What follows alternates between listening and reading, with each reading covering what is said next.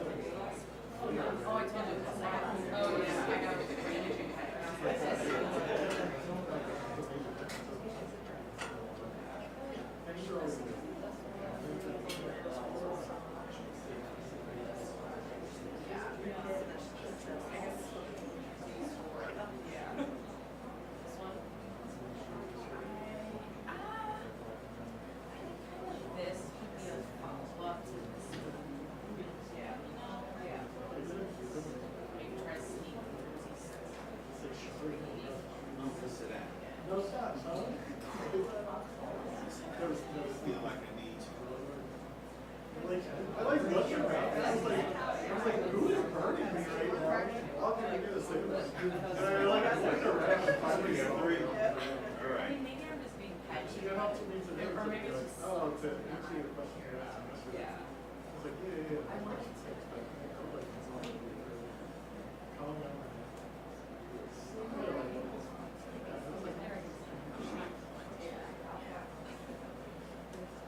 No, she was like, really cross. I was there around that. No, not across the And way. like, I'll get this up. We were like walking right to each other. I just said not look up at her.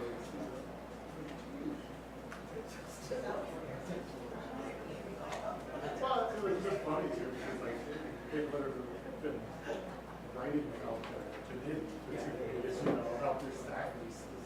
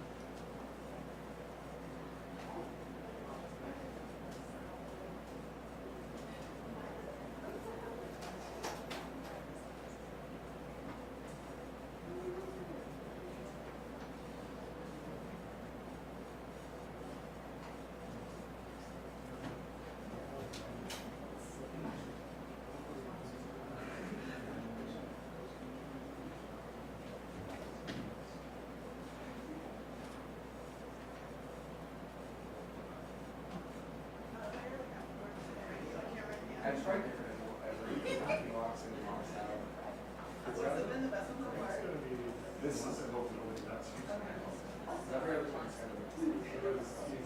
Usually on vacation in Europe.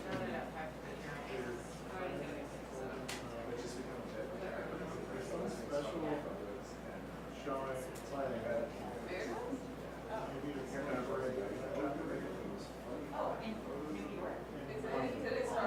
there's some special show, like small, like basically it's being presented as very small theater or something, but they come out of it, and it's trip, and then just back into that.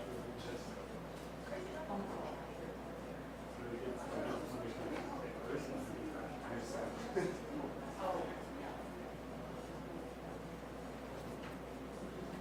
what does that mean for everybody?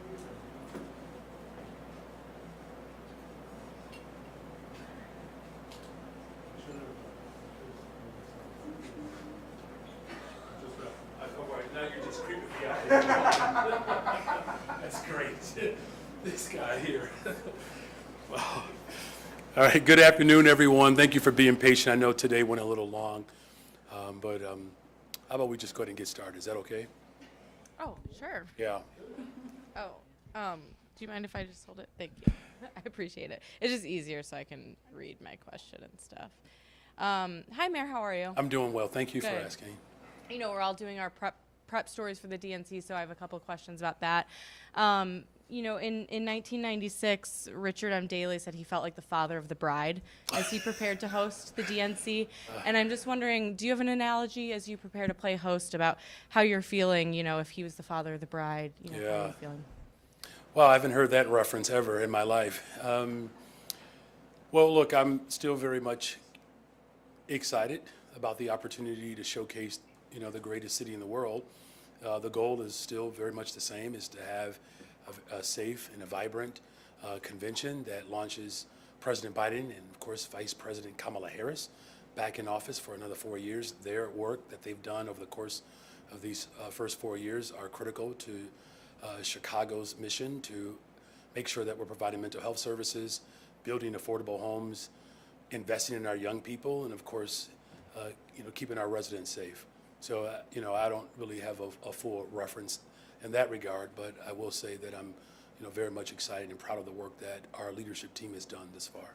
The 40 protesters who were charged with misdemeanors for obstructing traffic at O'Hare to protest the war in Gaza have urged your administration to drop the charges against them. They spoke out, I'm sure you heard it, to the council today. Why did the city pursue these charges, and will your administration heed those calls to drop them? Well, it's under litigation right now, and as long as it's under litigation, I'm not, positioned to comment beyond that. Thank you for that question. Tessa?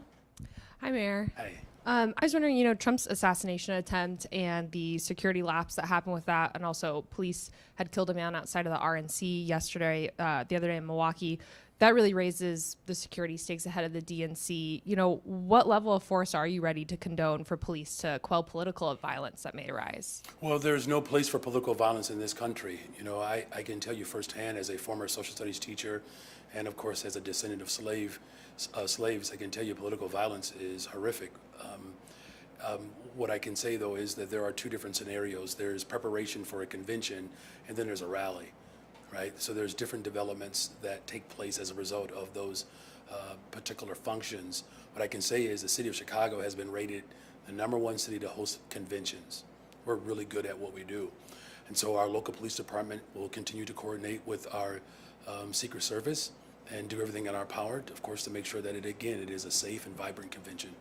And I was wondering as well, CPD's draft policy on responding to protests and gatherings during the DNC says force will only be used when it is objectively reasonable, necessary, and proportional.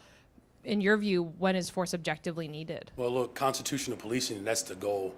We want to make sure that we're keeping protesters safe so that they can exercise their First Amendment rights. That's critical. And again, a vibrant, exciting convention. Look, I understand why there's a lot of questions around safety and security. That is what I think about every single day when I wake up, before I go to bed. But again, I'm confident in our leadership of our superintendent to ensure that we have a safe and a vibrant convention, and the constitutional rights of those who are protected, that those are front and center in every decision that we make as a city. Hey, Mayor. Hey. Alderman Robinson last week praised an ordinance that your office appeared to be backing that sought to crack down on people illegally organizing large gatherings on city land at night and at vacant lots. Your administration then said it moved forward erroneously with the policy. What happened there, and what more is being done to address the so-called teen trend events that ordinance was targeted at? Well, I've made this very clear that I believe that we have to create more spaces that are safe for our young people to find their purpose and just to enjoy this city. The ultimate goal is really to prevent, unfortunately, the round of mass shootings that have taken place all over the country. The goal is to make sure that we don't have dynamics and situations that can lead to people getting hurt and harmed. So, for instance, I don't know if you remember, Jake, I don't know if he had started yet, but there was an illegal gathering that took place in North Lawndale, and it led to a mass shooting. All of the regulations that we have in place were all circumvented, and I'm putting that mildly and politely. So there is a degree in which we have to ensure that in some instances where you have landlords who do not live in the neighborhood or the city at all, where they own property, and someone else is able to use that property for a particular dynamic or thing that they claimed was going to take place there, and then something else happens there. And then we have these illegal gatherings, and we want to ensure that those don't happen. As far as what happened there, end quote, it was erroneously posted. I mean, you talked about the need just now to prevent landlords to do things, or people from using properties illegally like that for such gatherings. Do you think that there needs to be more enforcement or stronger fines? Well, look, that's anything exactly like what I'm that? saying, is that there are challenges there, real challenges there. And, our team is working to address those elements. Those elements of bad actors who are not responsibly holding up to their responsibility as a landlord. So when I covered the convention 28 years ago under Mayor Daley, when I believe Leslie Fox was the executive director, the concern was how do we cage or contain protesters. Now the concern in the communities is what public safety assurances do we have, considering that we're already under-policed. And a symptom of that is these teen flash mobs that have affected my neighborhood and crippled them to the point that people are ready to practice their Second Amendment rights because we're sick and tired of it. And people are also sick and tired of the police not wanting to do their jobs because they say you ordered them to stand down and not do anything unless there was any damage to property, which there has been, and any threat to life and limb. I think There I is a think I menace under- of that. I think I Hold heard your on, I question. hadn't finished. Hold on. Well, I because think I they heard have your BB question. Let the guns mayor answer the among those question. jail things. You've asked your question. What is being done to ensure safety? What I got it. So the question was, how are we going to ensure safety even beyond the convention? Because life is still happening in Chicago. And I'm glad you asked that question. That's important. Not only is life still going on, school starts the next week. There are a number of events that are happening prior to the convention. The neighborhoods will not be harmed as a result of the work that we will do to create a safe and vibrant convention. It won't be. Look, I still live in the very neighborhoods, as I've expressed multiple times, where disinvestment has existed and where violence has been pervasive. Public safety is my number one issue. I wake up thinking about it, I go to bed thinking about it. And so there will continue to be police presence on all the respective beats and districts. But I will say this lastly, it's not policing alone. That is not the answer. It's going to take all of us to build a better, stronger, safer Chicago. And that's why our administration has launched Taking Back the Blocks, where we're showing up in the neighborhoods with resources. Where there is pervasive violence, there's also abject poverty. And so we have to address both of those.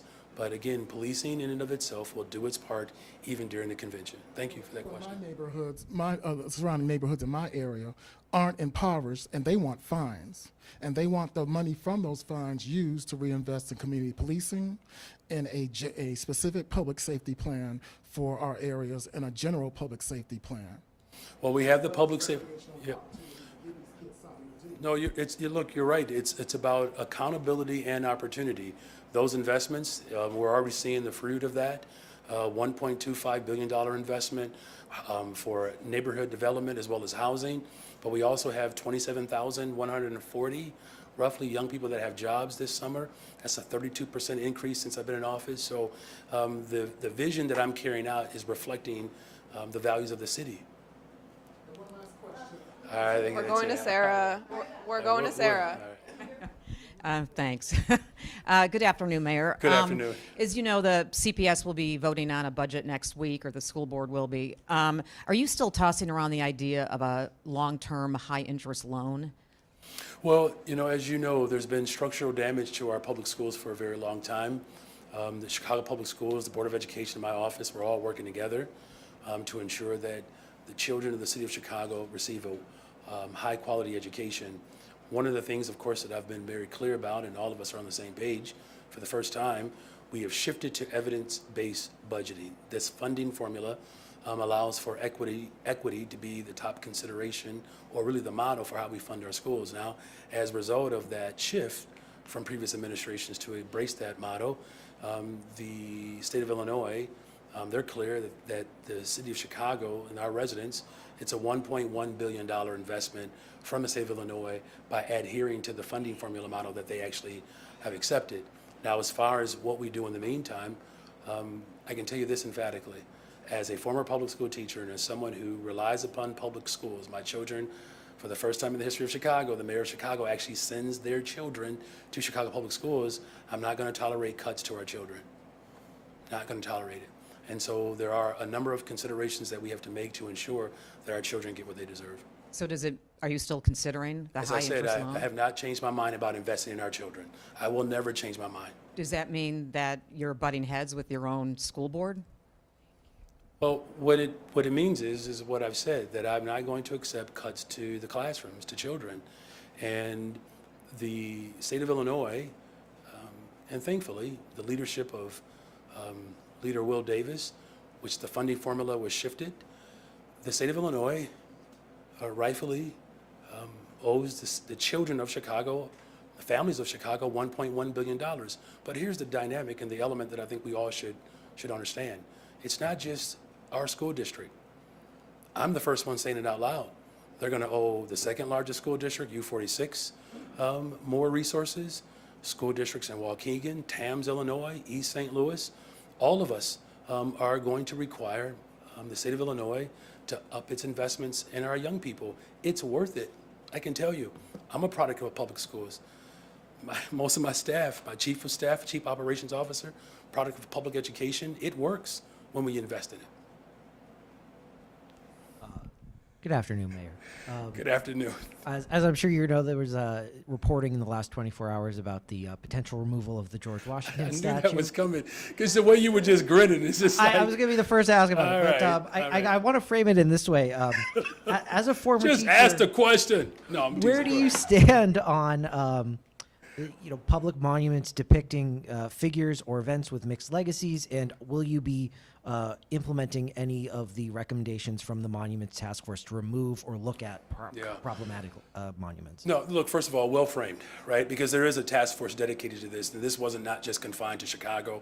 This is all over the country, the height of real massive resistance in this country after the George Floyd murder.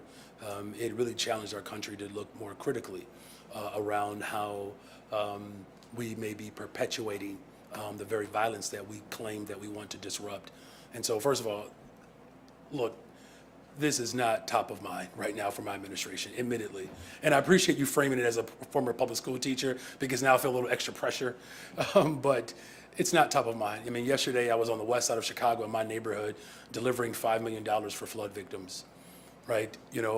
Making sure that our small businesses have the resources that they need. Semicolon, which I encourage everybody to go there. It's an amazing bookstore. Danny does an amazing job. It's on the Magnificent Mile. Go check it out. Go buy books. That's what I was focused on. Now, as far as like I guess the intricacies of what you're ultimately trying to get out of me here, I'll say this emphatically. We do have a reckoning in this country because we do have to acknowledge that trauma. Look, I'm investing in mental health support. I can tell you, descendants of slaves have endured a level of trauma that quite frankly has not been documented. And there are instances when trauma can be perpetuated even unknowingly. And so there are some considerations that we have to make. There were 50 schools that were closed down in this city named after monumental, significant leaders in this world, in this country. So I hope that answers your question, that it's not lost on me that we do have to have some real recognition to how certain symbols and presentations are not being completely towed. But again, my big mission right now is to make sure that we have safe communities. We're investing in mental health, building affordable homes, and making sure that our young people know that they are loved. I just had one more if Okay, possible. sure. I'm sorry to go long-winded on that one. That's I think okay. that's actually a really good question. You win today. All right. Can you share at all where discussions are at between your administration and Alderman Martin's ordinance on lobbyist giving to mayoral campaigns? I noticed that was pushed again today. Yeah, so we've had really good conversations about the entire ethics package, right? I know you're speaking to one element of it, but it's an entire package. I would encourage all of you to read it. There's some things in there that I think are worth exploring. Look, we need to transform the way we do government in not just in Chicago, but quite frankly, the entire state of Illinois. And so whether it's making sure that we are responding to the fact that, 38 alders that have either been indicted or have gone to jail? I mean, that's a pretty sad, horrific record. And so it has to be a matter of how are we reforming our ethics that gets at what we ultimately want to get at, which is real transformation. I'm on record. I don't know if there's any other executive in the country. There might be. That's speaking about public financing for elections. Like, what incumbent would say that, right? But that's how true I am. All right, thank you. Hey, Mayor, how are Hey. you today? I'm well, thank you. You're welcome. So I wanted to ask, the O'Hare 40 and others in the local organizing community see these charges as an indicator, a possible indicator of how your administration and police will respond should there be mass protests during the DNC. What is your response to their concerns? Well, the First Amendment right will be protected. Just hands down. It's a fundamental right. You know, what's ironic about this is that there are some people that are concerned that I'm too friendly to the right to protest. I've led massive demonstrations. I've taken arrests. I know how important it is to make sure that voices are heard. I'm going to protect that right. Again, as a black man, I benefited from protest. In fact, we all have benefited from black protest in particular. Again, this is something that is in litigation, is ongoing, so I can't comment to the specific element of what happened. Go ahead. Yeah, I had one more question. Sure. As you saw, Alderman David Moore introduced another ordinance related to ShotSpotter, and it got delayed toward the end of the meeting. But I wanted to ask you, when we talked to him afterwards, he said that he has the support to pass this specific ordinance. I'm just wondering, do you have any comment related to that? Not really, but I feel the pressure to respond. ShotSpotter has been canceled. It's been canceled. Now, where the effort should be, how do we make sure that we're really building a better, stronger, safer Chicago? Look, our country had a decision a generation ago: war on drugs or war on poverty. Well, we know the pathway that they took. And so from the crime bill on back, mass incarceration has been the addiction of this country, of our society. And so where the focus should be, quite frankly, are in the investments that I'm making. $1.25 billion investment. Let's talk about how we can build homes.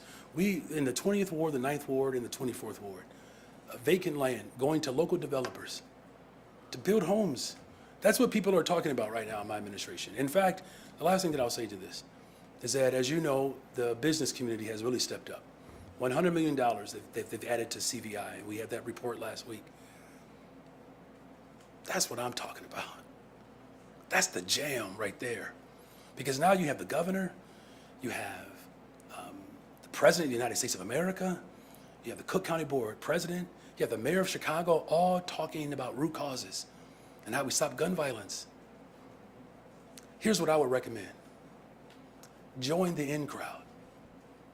We're the in crowd. We're leading in a loving way, not in a reactionary way that has proven to be quite disappointing over the course of the last 60 years.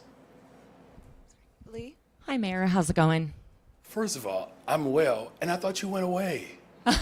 I'm here. I mean, I'm not saying that like I want you gone. I'm just saying it was kind of a surprise. You thought you could get rid of No, me. I did not. In fact, no one could get rid of you. You're everywhere. Who you work for? Well, I'm freelancing. Okay, Today freelance. it's for Go ahead and start your Southside own Weekly. business. Yeah. All right, go ahead. Freelance reporter. I really just came back for makeup tips, honestly. What's your secret? Oh, first of all, I'm kidding. no Don't waste disrespect. one of my no, questions. No, that's not a real question. But first of all, I don't know if you could react as well as I do to the Brandon Brown. Oh, me. I am part Sicilian, All right. so I can tan. Okay. All right. Anyway, so seriously, actual serious question. All right. So your last zoning chair resigned amid charges of bullying. Your new zoning or proposed zoning chair rather has also found himself in a PR mess for attending a rally where a flag was burned.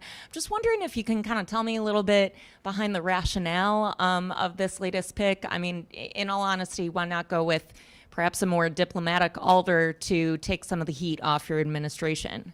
Okay, I'm going to upset my director of communications. Could you give me an example of someone who's more diplomatic? I don't want to put words in your mouth. Of Okay, who no, but you that's should pick. okay. I'm just saying, but you said someone more diplomatic. Among any of the alders, Like who? I guess. Like who?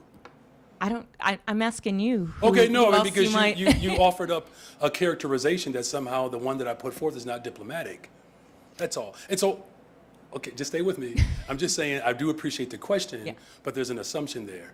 You're talking about someone who has fought against gentrification throughout the entire city of Chicago. Someone who is supportive of development and black and brown communities for affordable homes, public housing and social housing. Someone who has boldly taken on the machine that had controlled that ward for an entire generation, that caused the displacement of those very residents. And he stood up to them. Who do you want fighting for affordable housing and development in this city? Someone who believes that housing is a human right? Someone who believes that economic development should be focused in the neighborhoods and the people who have been harmed the most? Someone who has fought against gentrification? Someone who has shown a strong will and independence to bring a coalition of people together?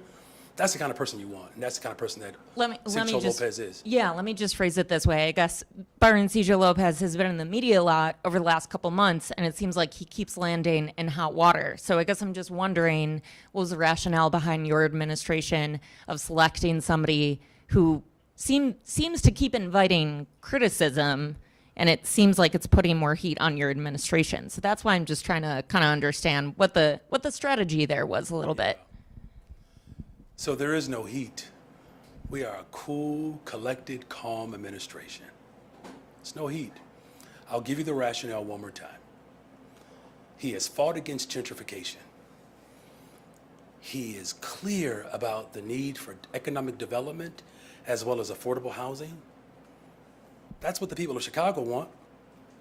They want someone who understands the challenges that working people go through every single day. Quinn? Hey, Mayor. Hey. Alderman LaSpada today introduced a series of packages with his goal to eliminate all traffic deaths in Chicago. One of them is reducing the citywide default speed limit to 25 miles per hour. Are you in favor? Are you going to support those initiatives? First of all, I'm grateful for Alderman LaSpada's leadership. I mean, the attention that he has brought around traffic safety is amazing. About a month or so ago, maybe 2 months ago, I was in Montreal, Quebec, and I had a chance to meet the Daniel LaSpada of their local government there, and some of the neat things that they're doing in that particular bureau. You know, as far as this particular measure, we're looking at it. You know, it's up for discussion and debate.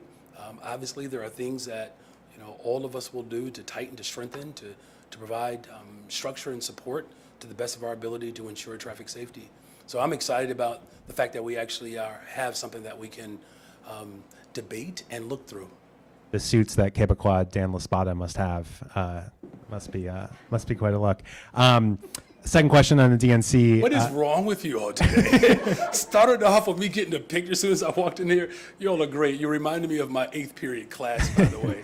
The last day of school. Blood sugar's low today. At the DNC, do you expect to speak? Will you be speaking at the DNC? You're making me blush.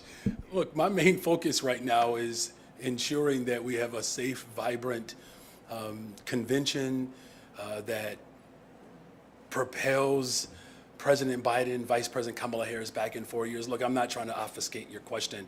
What I'm saying is I'm not focused on speaking at the DNC no more than I'm focused on removing statues right now. And I'm not saying that neither one of those things are important. What I can say most importantly is that Republicans are a real threat to everything that we're doing in Chicago. You know, they're very clear. They're trying to eliminate public education, the Department of Environment. I just reinstated that. They're not committed to the type of infrastructure that's needed to transform our cities. They certainly don't have any answers around immigration or reforming immigration. They are not interested in doing any real work. So quite frankly, and I appreciate the question, and again, I'm doing what is asked of me in this moment. And what that is ensuring a safe, vibrant, exciting convention. I will tell you this, young people may have curfews, but the mayor of Chicago doesn't. And so that week, I'm going to be available for the most part, all day, every day, to ensure that people see the very best of what America has to offer. And everybody knows everything that's dope about America comes from Chicago. Good afternoon, Mayor. Good afternoon. DFSS said today that the homeless encampment under the Dan Ryan at 1100 South Des Plaines was swept recently because of concerns over the DNC. What is the concern there, and how does an action like this reflect progressive values? Yeah, so first of all, it was not the response of the DNC. My goal is to transform our city so that we have a real response to homelessness in this city. And we offered people a place to stay, and most of them took it. And I'm going to slow down just for a second because this is important. The level of trauma that people are experiencing on the streets of Chicago is quite severe. So there should be no judgment why we have to go to people and encourage them to come inside. But I'm grateful that our team stood up and responded. You know, this is not a new practice, first of all, but we have been far more adamant about making sure that the unhoused have real dignity. So this was not a response to the DNC, because guess what?